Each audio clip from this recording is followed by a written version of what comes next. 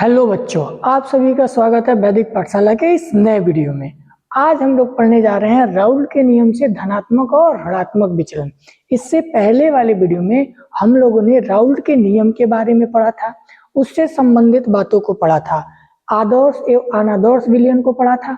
आदर्श विलयन में हम लोगों ने ये पढ़ा था कि आदर्श विलयन कौन होता है और अनादर्श विलयन कौन होता है। तो हम लोगों ने पढ़ा था कि आदर्श विलयन वो होते हैं जो राउल्ट के नियम का पालन करते हैं, अनादर्श विलयन वे होते हैं जो राउल्ट के नियम का पालन नहीं करते हैं।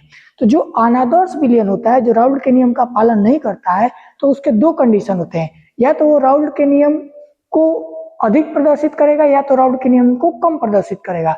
उसी के आधार पर राउल्ट के नियम से दो बातें आती हैं, राउल्ट के नियम से धनात्मक विचलन और राउल्ट के नियम से ऋणात्मक विचलन। उसी बिंदु के बारे में हम लोग को आज इस टॉपिक पे चर्चा करना है। इस वीडियो में उसी के बारे में हम लोग को पढ़ना है कि राउल्ट के नियम से धनात्मक विचलन कैसे होता है और राउल्ट के नियम से ऋणात्मक विचलन कैसे होता है। अगर आप इस वीडियो पे नए हैं तो वीडियो को बिना स्किप किए अंत तक देखिए, लाइक करिए, शेयर करिए और ये वीडियो कैसा लगा कमेंट करिए।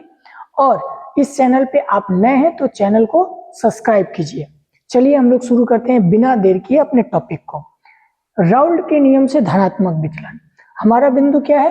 राउल्ट के नियम से धनात्मक विचलन की बातें हो रही है। राउल्ट के नियम से धनात्मक विचलन और राउल्ट के नियम से ऋणात्मक विचलन। तो राउल्ट के नियम से धनात्मक विचलन क्या होता है, राउल्ट के नियम से ऋणात्मक विचलन क्या होता है?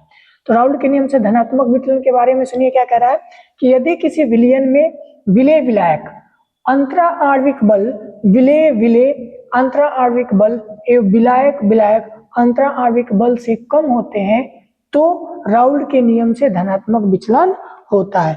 अगर कोई विलयन हमारे पास है, जैसे मान लीजिए कि यहाँ पे हम लोगों ने क्या किया है कि एक तो यहाँ पे हमने माना कि ये हमारा विलेय है,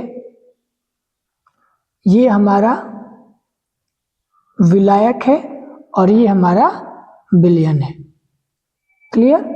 ये विलेय विलायक और विलयन, ठीक है। इधर कट तो नहीं रहा है, एक मिनट।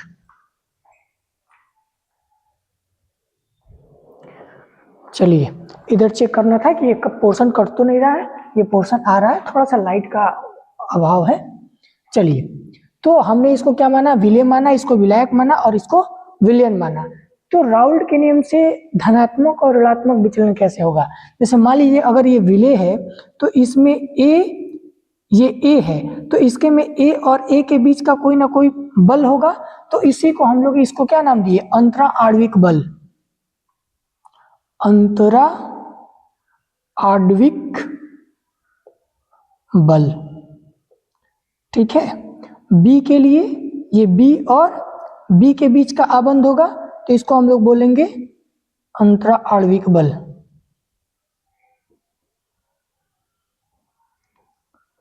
और यहाँ पे क्या होगा, विलयन के लिए जो ये ए है, ये बी है, तो ये मिलके क्या बनाएगा, ए बी का एक विलयन बना लिया। तो इसमें कौन सा बल लगेगा, इसमें भी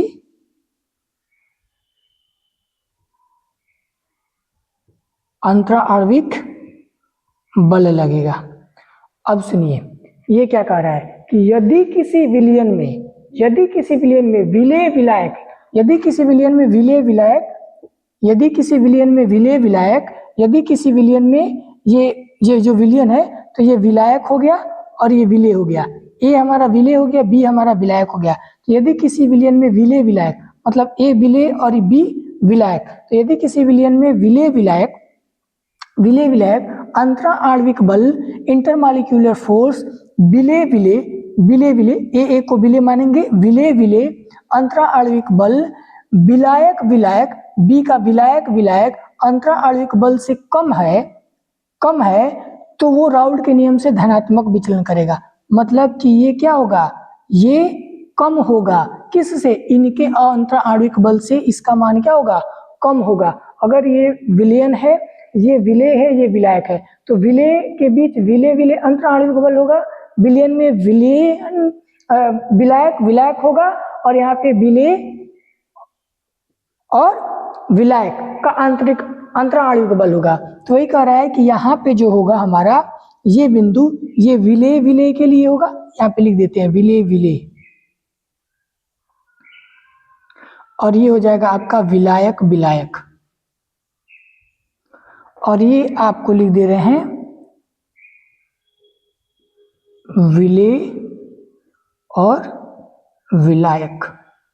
ठीक है, तो अब देखिए, अब ये क्या है, कम है, तो ये कह रहा है ना यदि किसी विलयन में विलेय विलायक, यदि किसी विलयन में विलेय विलायक अंतरा आणविक बल जो है, अंतरा आणविक बल जो है वो विलेय विलेय विलेय विलेय अंतरा आणविक बल विलायक विलायक विलायक विलायक अंतरा आणविक बल से कम होता है, अंतरा आणविक बल से क्या होता है, कम होता है, तो उसको हम लोग क्या बोलते हैं, राउल्ट के नियम से धनात्मक विचलन। मतलब विलेय विलायक का जो अंतरा आणविक बल होगा वो विलेय विलेय और विलायक विलायक के अंतरा आणविक बल से कम होगा, तो उस स्थिति को हम लोग क्या बोलते हैं, राउल्ट के नियम से धनात्मक विचलन। अब ये विचलन कैसे धनात्मक होगा, जब ये इससे कम है, तो उसके लिए हम एक एग्जांपल लेते हैं कि मान लीजिए कि हमारे पास यहाँ पे CH3OH CH3OH ये एल्कोहल हो गया विलेय के रूप में, और CH3 C double bond O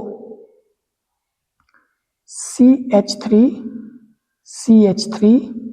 C double bond O, और ये एसीटोन हो गया, ये एल्कोहल हो गया, ये एसीटोन हो गया।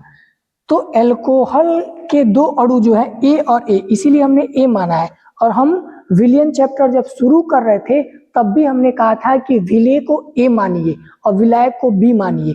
अगर आप वो वीडियो नहीं देखे हैं तो आप आई बटन पे उसका लिंक आ रहा है, उससे क्लिक करके देखिए, या डिस्क्रिप्शन में उसका लिंक दिया हुआ है, आप वहां से देख सकते हैं, या चैनल के प्लेलिस्ट में सारी वीडियो कंटिन्यूअसता पड़ी हुई, आप वहां से जाके देख सकते हैं।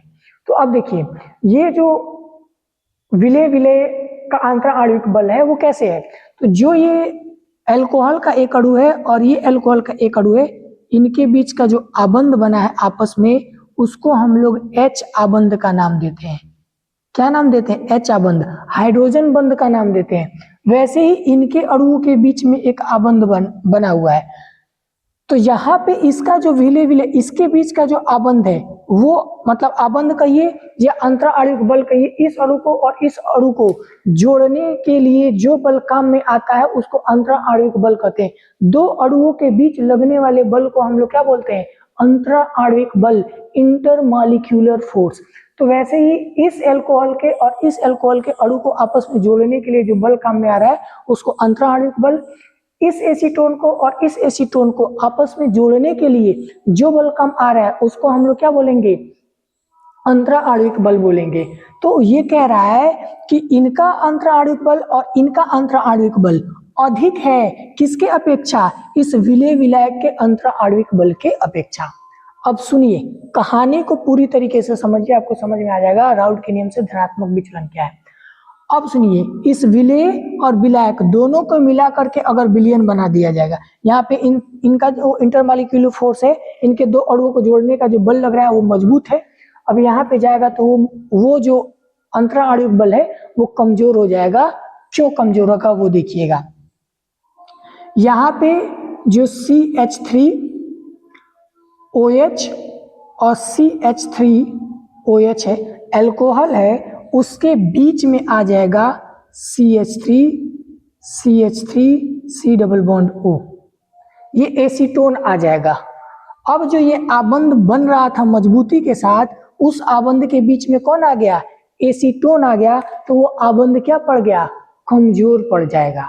वो आबंध क्या हो जाएगा, कमजोर पड़ जाएगा। जब आबंध कमजोर होगा तो उस स्थिति से इसमें क्या लगेगा, इसमें इसका अंतरा आणविक बल कम होगा, और अंतरा आणविक बल कम हो जाएगा तो वो क्या करेगा, राउल्ट के नियम से ऋणात्मक विचलन करेगा।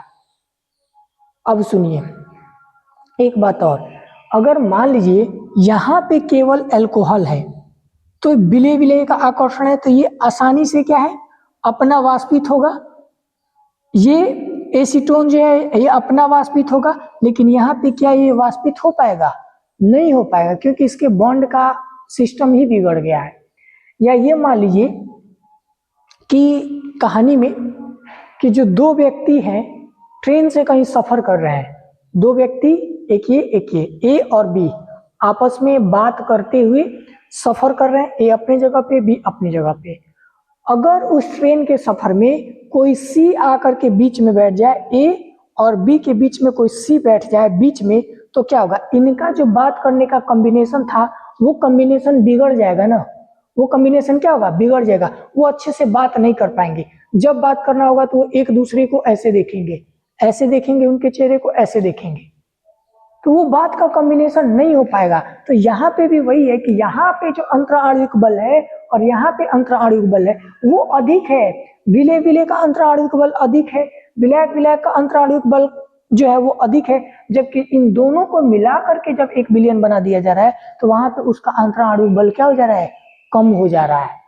जब अंतराणविक बल कम हो जाएगा तो उसको हम लोग क्या बोलेंगे, राउल्ट के नियम से धनात्मक विचलन। वही कहानी यहाँ पे होगी, वही कहानी राउल्ट के नियम से ऋणात्मक विचलन में होगी। हमें उम्मीद है कि ये बातें समझ में आई होंगी कि क्यों राउल्ट के नियम से ये धनात्मक विचलन है। तो यहाँ पे आपको पता चल रहा है कि दो चीजों को लेने पे, अल्कोहल और एसीटोन को, तो अल्कोहल का एक बिंदु है वो विलय के रूप में है और एसीटोन जो है वो विलायक है। तो अल्कोहल के बीच में जब एसीटोन आ जाएगा तो उनके बीच का आबंध क्या हो जाएगा, कमजोर पड़ जाएगा, और कमजोर होने के कारण वो किसको प्रदर्शित करेगा, राउल्ट के नियम से धनात्मक विचलन। मतलब विलय विलय का आकर्षण, विलायक विलायक के आकर्षण बल जो है उससे कम है विलय विलायक का आकर्षण बल। क्लियर। अब आइए राउल्ट के नियम से ऋणात्मक विचलन। यदि विलय विलायक आकर्षण बल विलय विलय आकर्षण बल विलायक विलायक आकर्षण बल से अधिक होंगे तो वो राउल्ट के नियम से क्या करेंगे, ऋणात्मक विचलन करेंगे। मतलब वहां पे वो चीजें जो है वो कम बनेंगी, वो क्या होंगी, कम बनेंगी, कम स्थिति में उत्पन्न होंगी। अब उनके बारे में देखिए, यहाँ पे हमने क्या किया, जल को लिया, जल के बीच का आबंध आपस में मजबूत है, और फिर हमने H2SO4 लिया, H2SO4 यहाँ का भी अपना आबंध है। जब इन दोनों को मिला करके हमने एक विलयन बनाया, किसका, ये मान लीजिए H2SO4, तो उसके बीच में कौन आ जाएगा, H2O आ जाएगा, उसके बीच में कौन आ जाएगा, H2O। या आप ये कह लीजिए कि जब हमने विलय विलय विलय विलय विलायक विलायक विलायक विलायक और विलय विलायक विलय विलायक, मतलब विलय विलय का आकर्षण मतलब अंतराणविक बल, विलायक विलायक का अंतराणविक बल, विलय विलायक के अंतराणविक बल जो है उससे ये कम होंगे। यहाँ पे क्या था, इससे ये अधिक हैं, यहाँ पे इससे ये कम होंगे, मतलब कि यहाँ पे ये अधिक होगा। ये विलय विलायक का आकर्षण बल जो है वो विलय विलय विलायक विलायक के आकर्षण बल से अधिक होगा और इनका आकर्षण बल कम होगा। मतलब यहाँ पे जो थे वो स्थिति अलग है, यहाँ पे अपनी अनुसार ये काम करें, जबकि यहाँ पे जब आएंगे विलय विलायक के आकर्षण में, जब ये यहाँ पे आएंगे विलय विलायक के आकर्षण में, तो यहाँ पे एक बंध बनता है हाइड्रोजन और जल के बीच में, वो सबसे प्रबल बंध के रूप में बनता है। प्रबल जल और H2SO4 का जो बंध होता है वो प्रबल होता है, जल और H2SO4 का जो बंध होता है वो प्रबल होता है। इसलिए यहाँ पे विलय विलायक का आकर्षण जो होगा वो मजबूत होगा विलय विलय विलायक विलायक के आकर्षण बल से या अंतराणविक बल से। विलय विलायक का आकर्षण अधिक होगा किससे, विलय विलय विलायक विलायक के आकर्षण से। जबकि यहाँ पे क्या था, यहाँ पे विलय विलय विलायक विलायक के अंतराणविक बल या आकर्षण से कम था विलय विलायक का आकर्षण। जबकि यहाँ पे क्या है, यहाँ पे विलय विलय का आकर्षण विलायक विलायक का आकर्षण कम है विलय विलायक के आकर्षण से। तो उस हिसाब से हम उसको क्या बोलते हैं, राउल्ट के नियम से ऋणात्मक विचलन। उस स्थिति से हम क्या बोलते हैं, राउल्ट के नियम से ऋणात्मक विचलन। वही कहानी ये भी लिख लीजिए, ये हो जाएगा इसका अंतराणविक बल,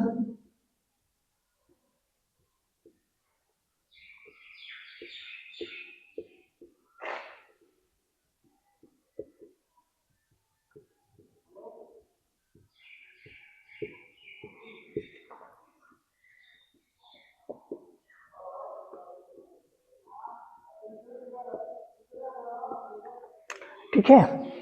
अब यहाँ पे ये इस स्थिति में ये बातें आ जाएंगी कि ये जो है इसमें कहा भी है कि राउल के नियम से ऋणात्मक विचलन कौन है। यदि विलेय विलायक का आकर्षण बल विलेय विलेय का आकर्षण विलायक विलायक का आकर्षण बल से अधिक है, मतलब कि विलेय विलायक का आकर्षण बल जो है या अंतरा आणविक जो बल है, विलेय विलेय का अंतरा आणविक बल या आकर्षण बल जो है वो विलेय विलेय के आकर्षण बल या अंतरा आणविक बल और विलायक विलायक के अंतरा आणविक या आकर्षण बल से क्या होगा, अधिक होगा। कौन? विलेय विलायक का अंतरा आणविक बल या आकर्षण बल।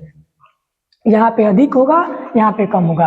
राउल के नियम से धनात्मक विचलन क्या है कि विलेय विलायक का आकर्षण बल होगा वो कम होगा विलेय विलेय विलायक विलायक के अंतरा आणविक आकर्षण बल से, जबकि ऋणात्मक विचलन में क्या होगा, विलेय विलायक का आकर्षण बल या अंतरा आणविक बल अधिक होगा विलेय विलेय और विलायक विलायक के अंतरा आणविक या आकर्षण बल से। उसी को हम लोग क्या बोलते हैं, राउल के नियम से धनात्मक विचलन बोलते हैं।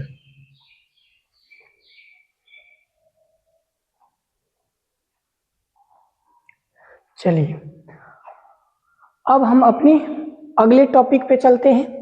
इसके बाद से एक टॉपिक है साम्यावस्था का, उसके बाद से ये टॉपिक खत्म हो जाएगा और फिर हम लोग स्थिर क्वथांकी के बारे में पढ़ेंगे अगले वीडियो में। अगला वीडियो हमारा होगा स्थिर क्वथांकी। अगला वीडियो क्या होगा, स्थिर क्वथांकी। हमें उम्मीद है कि ये टॉपिक आपको समझ में आया होगा।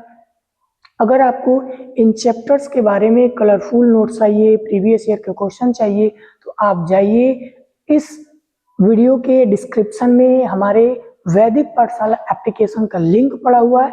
आप वहां से उस चीज को प्ले स्टोर से डाउनलोड करिए और अपने तैयारी को बेहतर बनाइए, बेस्ट स्कोर लेके आइए और अपने सपने को साकार करिए 19 प्लस के एवब। 19 प्लस के एवब ये गारंटी है कि अगर आप शुरू से अंत तक हमसे जुड़े रहे तो आपका केमिस्ट्री फिजिक्स बायोलॉजी में 90 प्लस नंबर आएगा, ये मेरी गारंटी। ठीक है, चलिए अब हम इसको मिटाते हैं फिर आगे बढ़ते हैं। तो चलिए शुरू करते हैं अगला बिंदु, जिसमें साम्य वाष्प दाब की बातें करनी है। साम्य वाष्प दाब के साथ हमको क्वथनांक के बारे में भी बात करना होगा, क्योंकि क्वथनांक से ही हम लोग पढ़ेंगे स्थिर क्वथांकी।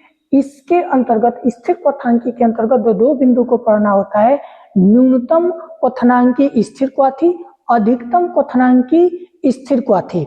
तो क्वथनांक के भी बारे में हमको जानना बेहद जरूरी है। तो सबसे पहले हम लोग शुरू करेंगे साम्य वाष्प दाब। सबसे पहले हम लोग किसको शुरू करेंगे, साम्य वाष्प दाब। अब देखिए साम्य वाष्प दाब क्या होता है कि जब कोई द्रव जो है अगर खुले पात्र की स्थिति में होगी तो वो क्या होगी, कोई भी द्रव क्या होगा, ताप को पाकर के, कोई भी जो द्रव होगा ताप को पाकर के वाष्पित होगा, वाष्प में बदलेगा।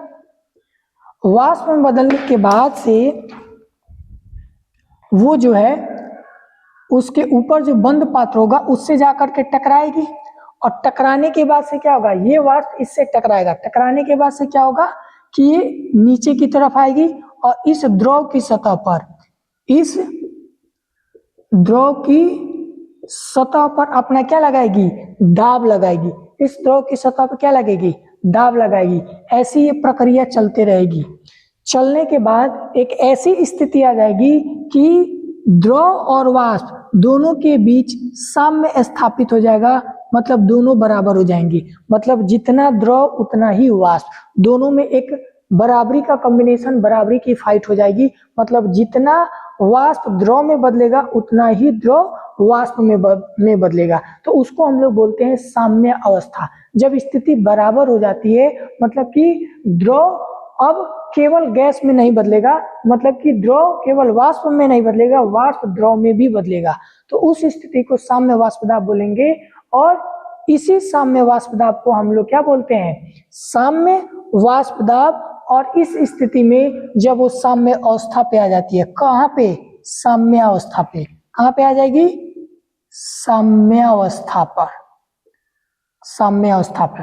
तो देखिए साम्य अवस्था पर वाष्प द्वारा द्रव की सतह पर, साम्य अवस्था पर मतलब कि इक्विलिब्रियम पे साम्य अवस्था पर वाष्प द्वारा जो ये वाष्पित हो रहा है, ये जो वाष्प है, तो साम्य अवस्था पर वाष्प द्वारा द्रव की सतह, तो द्रव की सतह पर वाष्प द्वारा द्रव की सतह पर लगाए जाने वाले दाब को ही साम्य वाष्प दाब कहते हैं। मतलब कि साम्य अवस्था पे इक्विलिब्रियम पे किसी वाष्प के द्वारा द्रव की सतह पे जो बल लगाया जाता है उसी बल को हम लोग साम्य वाष्प दाब कहते हैं। साम्य वाष्प दाब किसको कहेंगे कि जब कोई साम्यावस्था की स्थिति में होगी अगर द्रव, उसमें से जो वाष्पित हुए वाष्प होंगे वो वाष्प दाब साम्यावस्था की स्थिति में द्रव की सतह पर आकर के अपना दाब लगाएंगे तो उस स्थिति को साम्य वाष्प दाब कहते हैं।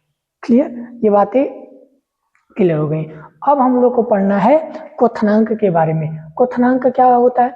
क्वथनांक वह ताप है जिस पर किसी विलयन का वाष्प दाब वायुमंडलीय दाब के बराबर हो जाती है। मतलब क्वथनांक वह ताप है जिस ताप पर किसी विलयन का जो वाष्प दाब होता है वो वायुमंडलीय दाब के क्या हो जाता है? बराबर हो जाता है। उसको हम लोग क्वथनांक बोलते हैं। उसको समझिए कैसे। अगर मान लीजिए कि ये द्रव का बिंदु है और ये क्या है? वायुमंडलीय दाब का बिंदु है, ठीक है, वायुमंडलीय, ठीक है, इसको एटीएम भी बोला जाता है, एटमॉस्फेरिक प्रेशर। अगर कोई द्रव वाष्पित होते हुए कहाँ पहुंच जाए? वाष्प में बदलते हुए कोई द्रव वाष्पित होते हुए कहाँ पहुंच जाए? वायुमंडलीय दाब के बराबर पहुंच जाएगी। अगर कोई द्रव की स्थिति से वायुमंडलीय दाब के बराबर पहुंच जाती है, मतलब कि एक बार के स्थिति में आ जाती है 1 बार, ठीक है ना। वायुमंडलीय दाब एक बार की स्थिति में कोई द्रव अपनी वाष्पित अवस्था से वाष्प में परिवर्तन होते होते कहाँ पहुंच जाए? वायुमंडलीय दाब के बराबर पहुंच जाती है। उस स्थिति को हम लोग क्वथनांक बोलते हैं। क्वथनांक किसको बोलते हैं? जब कोई द्रव वाष्पित होकर उसका वाष्प वायुमंडलीय दाब के बराबर पहुंच जाता है, वायुमंडलीय दाब के समान पहुंच जाता है, उसके सम्मुख पहुंच जाता है, तो उसको हम लोग क्या बोलते हैं? क्वथनांक बोलते हैं। हमें उम्मीद है कि आपको ये वीडियो में धनात्मक राउल के नियम से धनात्मक विचलन, राउल के नियम से ऋणात्मक विचलन और साथ ही साथ साम्य वाष्प दाब और क्वथनांक दोनों बिंदु समझ में आए होंगे। Thanks for watching.